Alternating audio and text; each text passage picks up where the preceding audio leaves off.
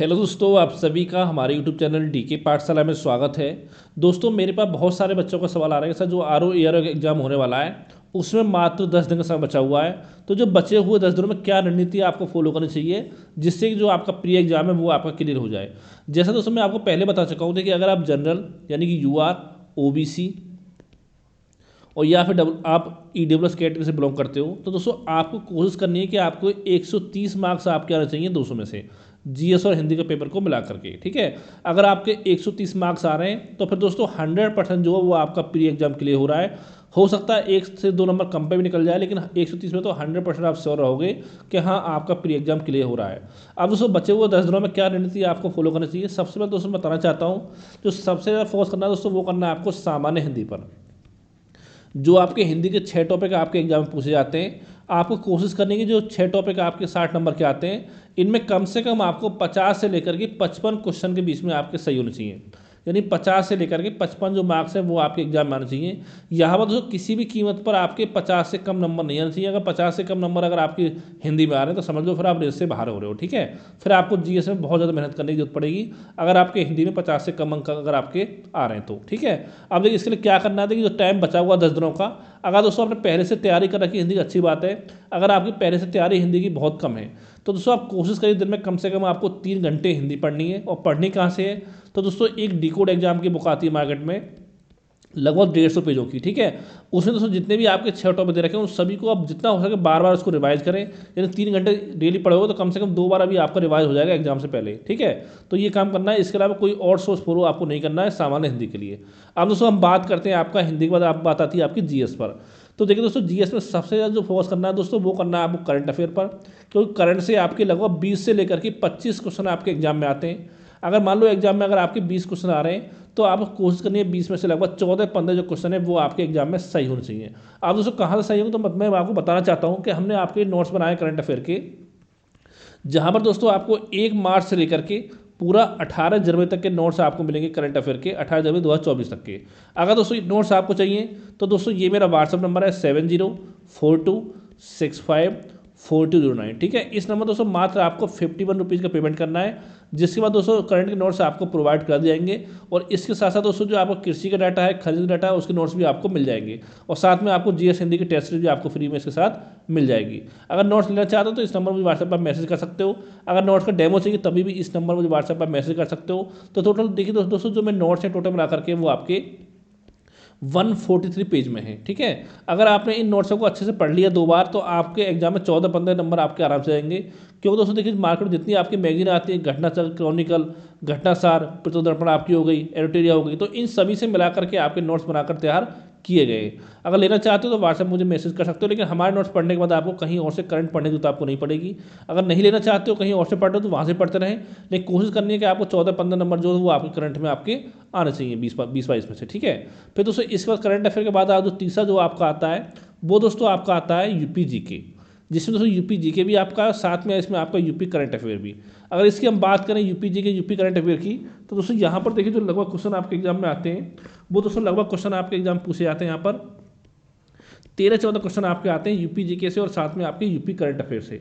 तो यहाँ पर दोस्तों कोशिश करनी है आपको कि लगभग आपके 10 क्वेश्चन जो वो आपके यहाँ पर सही होने चाहिए। अब कैसे होंगे दोस्तों, मेरे पास एक पीडीएफ है 45-50 पेज का, अगर आप मुझे व्हाट्सएप पर मैसेज करोगे तो दोस्तों मैं पीडीएफ में आपको प्रोवाइड कर दूंगा, उसको आप बच्चे को समय पढ़ लीजिए। ठीक है, उसके बाद अगर आपको टाइम मिले तो जो आपकी परीक्षा वाणी आती है तो उसमें देखिए लास्ट में जो आपके ऑब्जेक्टिव क्वेश्चन दे रखे हैं चैप्टर के बाद में, तो उन सभी को आप पढ़ लेना। ठीक है, उसके बाद क्योंकि इतना समय आपके पास नहीं है कि परीक्षा वाणी पूरी पढ़ो या घटा चक्र पढ़ो पूरा, तो इतना समय आपके पास नहीं बचा हुआ है। ठीक है, तीसरा दोस्तों आपको ये हो गया।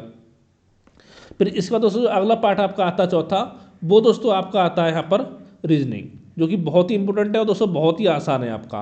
क्यों दोस्तों यहाँ पर भी आपके रीजनिंग से 14-15 क्वेश्चन एग्जाम पूछे जाते हैं। अगर यहाँ पे आप थोड़ी सी मेहनत कर लेते हो तो 14 में से आराम से 12-13 क्वेश्चन तो आप एग्जाम में सॉल्व कर लोगे, अगर थोड़ी सी आप मेहनत कर लेते हो। ठीक है, इसलिए दोस्तों देखिए जो भी आपका बुक है उसके बेसिक कॉन्सेप्ट क्लियर होने चाहिए सारे चैप्टर के। जैसे पढ़ रहे हो करंटर, तो आपको पता होना चाहिए कि करंटर से कितने टाइप के क्वेश्चन पूछे जाते हैं एग्जाम में और कौन सा टाइप क्वेश्चन किस तरह से आपके सॉल्व होते हैं। तो यानी सारा बेसिक नॉलेज आपको होना चाहिए, तो ये आपका रीजनिंग का काम आपका यहाँ पर हो जाएगा। फिर दोस्तों इसके बाद आपका बात आती है इतिहास में, तो यहाँ पर दोस्तों हम बात करेंगे आपका मॉडर्न हिस्ट्री की। पहले दोस्तों पढ़ना है आपको मॉडर्न हिस्ट्री पढ़ना है, अगर टाइम मिले तो फिर आप एंसेंट पढ़ सकते हो, फिर मीडियल पढ़ सकते हो, ठीक है, अगर टाइम मिले आपको तो। लेकिन पहले पढ़ना है आपको मॉडर्न हिस्ट्री, जहाँ पर दोस्तों आपके मॉडर्न हिस्ट्री 10 से 12 क्वेश्चन जो एग्जाम है वो आपके पूछे जाते हैं, 10 से 12 क्वेश्चन लगभग, ठीक है। यहाँ पर कोशिश करने के 8 क्वेश्चन आपके एग्जाम में सही होने चाहिए। यहाँ पर देखिए दोस्तों, जैसे कि आपके कांग्रेस के अधिवेशन जो इंपोर्टेंट है वो पढ़ने हैं आपको, प्रमुख वायसराय गवर्नर जनरल जो आपके हो गए वहाँ से क्वेश्चन आपको बनता है, ठीक है। और जितने भी आपके सामाजिक धार्मिक सुधार आंदोलन वहाँ से क्वेश्चन बनता है। और साथ ही देखिए 1905 से लेकर के 1947 तक के देखिए जितनी भी आपकी घटना है वो आपको अच्छे से पता होनी चाहिए, कौन सी घटना कब घटित हुई थी, क्योंकि दोस्तों यहाँ से सीधा क्वेश्चन बनता है, आपको मैचिंग के लिए आता है कि 4 दे देगा आपको ऑप्शन, पूछेगा इनको घटना को क्रम से लगाइए आप, जैसे खिलाफत आंदोलन हो सकता है, आपका असहयोग आंदोलन हो सकता है, ठीक है, चोरी चोरा कांड आपको हो सकता है। इस तरह से दोस्तों आपको इनका क्रम पूरा पता होना चाहिए, कौन सा आपकी घटना आपकी कब हुई थी और साथ में किस घटना में किसने आपका मतलब सहयोग दिया था, ठीक है, इतना आपको पता होना चाहिए। और दोस्तों टॉपिक जैसे कि आपका भारत का संवैधानिक विकास हो गया, वहाँ से क्वेश्चन बन जाता है। तो यानी कि मॉडर्न हिस्ट्री बहुत आपकी इंपॉर्टेंट है, ये आपको अच्छे से आपको तैयार करनी, जहाँ से भी आप पढ़ते आए हो वहाँ से आप पढ़ते रहिए। अब आपको सोर्स चेंज करने की जरूरत नहीं है, क्योंकि इतना टाइम आपके पास नहीं बचा हुआ है। फिर दोस्तों इसके बाद आपका आता है इंडियन ज्योग्राफी, जो कि 10-12 क्वेश्चन आपके आते हैं ज्योग्राफी से। और यहाँ भी दोस्तों कोशिश करनी है, अगर 10-12 क्वेश्चन आपके ज्योग्राफी से आते हैं तो लगभग 8 क्वेश्चन आपके एग्जाम में सही होने चाहिए इंडियन ज्योग्राफी में। अब दोस्तों यहाँ पर क्या कौन कौन से टॉपिक पढ़ने देखिए, जैसे जो आपके इंपॉर्टेंट टॉपिक जैसे कि दोस्तों आपका प्रमुख चोटी वगैरह हो गई, ठीक है, कौन से पर्वत की सबसे ऊंची चोटी कौन सी है आपकी, वहाँ से क्वेश्चन बनता है। और साथ में आपका भारत का मतलब भौगोलिक प्रदेश आपका पूछ लेता है, ठीक है, जैसे कि मान लो कि भारत की सीमा कौन कौन से देश से लगती है, और साथ ही नेपाल की सीमा भारत के कौन कौन से राज्य से लगती है, सबसे लंबी सीमा पाकिस्तान के साथ कौन सा राज्य शेयर करता है, भारत की जलीय सीमा कितने देशों लगती है, स्थलीय सीमा कितने देशों लगती है, कर्क रेखा भारत के कितने राज्यों से गुजरती है। तो ये सारे पॉइंट दोस्तों यहाँ पर आपको पता होना चाहिए, ठीक है, यहाँ से क्वेश्चन आपके बनते हैं। साथ ही क्वेश्चन आपका नदी से बनेगा, 100% आप क्वेश्चन आपका आएगा नदी से, नदी हो गया, झील हो गया आपके। और साथ ही यहाँ पर आपकी बहुउद्देशीय परियोजना आपकी हो गई, जैसे कौन सी बहुउद्देशीय परियोजना जो किस नदी में बनी हुई है, और साथ ही उससे कौन कौन से राज्य को आपका फ़ायदा होता है, ये भी आपको पता होना चाहिए, ठीक है। ये चैप्टर आपका यहाँ पर हो गया।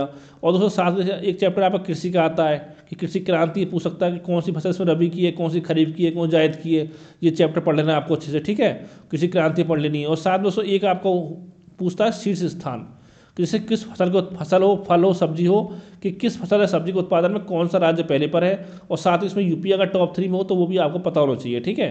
तो ये आपको पढ़ना है, इस टॉपिक से क्वेश्चन आपका आएगा। एक दोस्तों चैप्टर आपका आता है खनिज वाला, तो ये भी बहुत इंपॉर्टेंट चैप्टर है। यहाँ से पूछता है कि किस खनिज के उत्पादन में या भंडारण में कौन सा राज्य आपका शीर्ष पर है। और साथ ही विदेश में पूछता, देश के बारे में पूछ लेता है, ठीक है, विश्व भूगोल में, तो ये भी आपको पढ़ना है। और साथ में यहाँ एक दे देगा आपको स्थान दे देगा, पूछेगा ये स्थान आपका किस खनिज के लिए प्रसिद्ध है, तो यहाँ से क्वेश्चन बनता है। एक दोस्तों चैप्टर आपका आता है उद्योग, जो कि वेरी इंपॉर्टेंट चैप्टर है, ठीक है।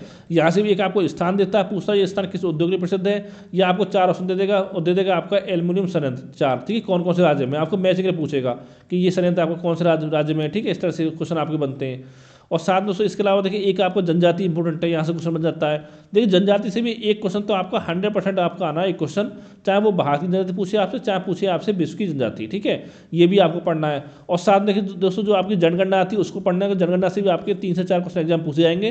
तो अगर थोड़ा सा पढ़ ले तो इसको आराम से 3 से 4 में पूरे क्वेश्चन आप यहाँ से सॉल्व कर सकते हो जनगणना से, ठीक है, जनगणना व नगरीकरण से, ये भी आपको टॉपिक जो तैयार होना चाहिए। फिर दोस्तों अगर हम बात करें आपका विश्व की भूगोल किसके बाद जो आपका आता है वर्ल्ड ज्योग्राफी, तो वहाँ भी दोस्तों 7-8 क्वेश्चन आपके एग्जाम में पूछे जाते हैं। अब देखिए यहाँ पर दोस्तों क्या कौन से चैप्टर आपको फोकस करने हैं वर्ल्ड ज्योग्राफी में। जैसे दोस्तों एक तो आपकी जनजाति बता चुका हूँ मैं आपको, प्रसिद्ध बहुत ही इंपॉर्टेंट है आपके लिए, जनजाति हो गई, ठीक है।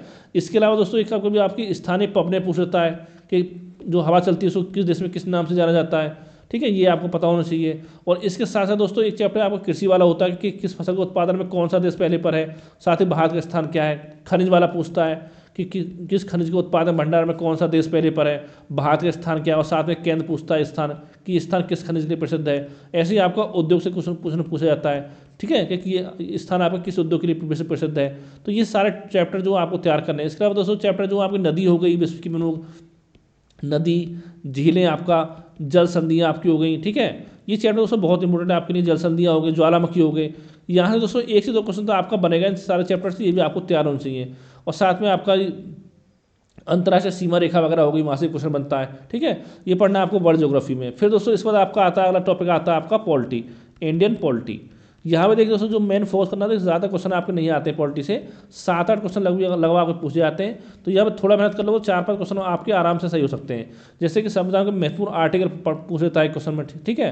तो दोस्तों सबसे पहले बताना चाहूँगा तो आर्टिकल 15 से लेकर के 51 तक जो आर्टिकल इंपोर्टेंट वो सारे आपको पता हो चाहिए। यहाँ से एक क्वेश्चन तो आपका 100% एग्जाम में आने आना है, ठीक है। तो ये आपको पता होना चाहिए आर्टिकल। उसके बाद जैसे राष्ट्रपति किस में है, प्रधानमंत्री किस में, लोकसभा किस में, राज्यसभा किस में है, और साथ में जो आपका हो गया उच्च न्यायालय, सर्वोच्च न्यायालय आपका कैग हो गया, वित्त आयोग, चुनाव आयोग, ये सब हो गए। और साथ में दोस्तों जैसे आपका वित्त आयोग है, इसमें कितने अध्यक्ष आपके होते हैं, ठीक, कौन इनकी नियुक्ति करता है, किसको अपना त्यागपत्र सौंपते हैं, ये सब पता हो चाहिए। वित्त आयोग होगा, चुनाव आयोग आपको इंपोर्टेंट है, ठीक है। और साथ ही आपकी जो कैग वगैरह हो गया, महान्यायवादी वगैरह आपके हो गए। तो ये सारे चैप्टर यहाँ पर, संसद वगैरह हो गया, ये सारे चैप्टर आपको यहाँ पर पढ़ने हैं ज्योग्राफी में। फिर दोस्तों बात आती है आपकी इंडियन इकोनॉमी की, जो कि दोस्तों ज़्यादा क्वेश्चन आपके नहीं बनते, यहाँ से भी आपके 7-8 क्वेश्चन बनते हैं। इंडियन इकोनॉमी से भी थी। यहाँ पर दोस्तों देखिए मेन फोकस करना था कि एक चैप्टर आपका यहाँ पर आता है योजना, जो केंद्र सरकार की महत्वपूर्ण योजना, वहाँ से क्वेश्चन बनेंगे 2-3, तो ये आपको तैयार करनी है। और उसमें एक आपका चैप्टर यहाँ पर आता है पंचवर्षीय योजनाएं, ये भी आपको अच्छे से तैयार होना चाहिए, यहाँ से क्वेश्चन आपका बनता है। और दोस्तों एक आपका आता है विषय, कि इसमें कौन सा विषय संघ सूची का है, कौन सा राज्य सूची का है, कौन सा आपका समवर्ती सूची का है। इसको आप पॉलिटी में शामिल कर सकते हो इस टॉपिक को, ठीक है। ये आपको तैयार होना चाहिए। इसके अलावा दोस्तों जो भी आपके इंटरनेशनल ऑर्गेनाइजेशन यानी जो आपके अंतर्राष्ट्रीय संगठन, वहाँ से क्वेश्चन बनता है कि किस संगठन में कितने देश सदस्य हैं। और साथ में अगर किसी का कोई नया हेड बना उसके बारे में पूछ सकता है। और जैसे कि आपके ब्रिक्स में 5 देश शामिल किए गए, तो पूछ सकता है कि कौन से 5 देश शामिल किए गए, या इनमें से कौन सा देश ऐसा है जो आपका ब्रिक्स में शामिल नहीं किया गया है, या फिर टोटल मिला के ब्रिक्स में कितने देश आपके हो गए।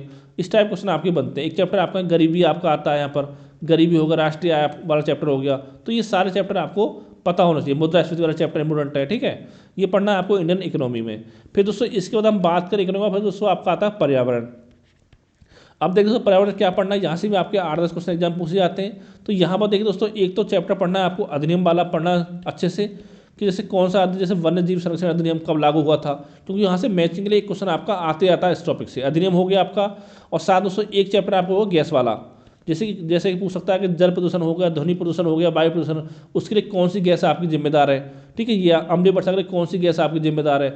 इसके अलावा दोस्तों आपका टाइगर रिजर्व आपके हो गए, नेशनल पार्क हो गए, ठीक है, वन्य जीव अभयारण्य आपके हो गए, वहाँ से क्वेश्चन बनता है कि कौन सा नेशनल पार्क कौन से राज्य में है आपका, ठीक है, ये आपका हो गया।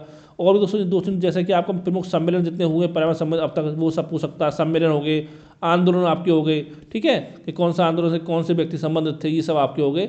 ये सारे टॉपिक यहाँ पर आपको तैयार करने हैं पर्यावरण में। और साथ ही पर्यावरण से करंट से क्वेश्चन आपके एग्जाम में पूछे जाते हैं। फिर दोस्तों इसके बाद देखिए जो आपका चैप्टर आप सब जो आपका टॉपिक आता है दोस्तों, वो आपका आता है सामान्य विज्ञान का। यहाँ पर देखिए दोस्तों मेनली फोकस करना है आपको जीव विज्ञान पर, क्योंकि सबसे ज़्यादा क्वेश्चन आपके आते हैं जीव विज्ञान से आते हैं। बाकी जो भौतिक रसायन विज्ञान है उससे आपके 2-3 क्वेश्चन उसके से आते हैं, ठीक है। अगर लास्ट में टाइम मिले तो पढ़ लें, ना मिले तो कोई बात नहीं है आपकी। तो यहाँ पर जैसे जैसे दोस्तों आपका मानव रोग आपके हो गए, विटामिन हो गए, विटामिन के स्रोत, विटामिन कमी से होने रोग, विटामिन के रासायनिक नाम, यहाँ से क्वेश्चन बनता है। मानव शरीर के तंत्र आपके हो गए, ठीक है, मानव शरीर के तंत्र आपके हो गए। और साथ ही जैसे कि आपका जीव विज्ञान की प्रमुख शाखा वगैरह हो गई। तो ये सारे टॉपिक यहाँ पर आपको पढ़ने हैं। जिस बुक से पढ़ते हैं उसी से आप पढ़ते रहें। फिर दोस्तों इसके बाद हम बात करें आगे। फिर दोस्तों एक आपका आता है यहाँ पर स्टैटिक जीके, जिससे दोस्तों 10-12 क्वेश्चन एग्जाम में पूछे जाते हैं।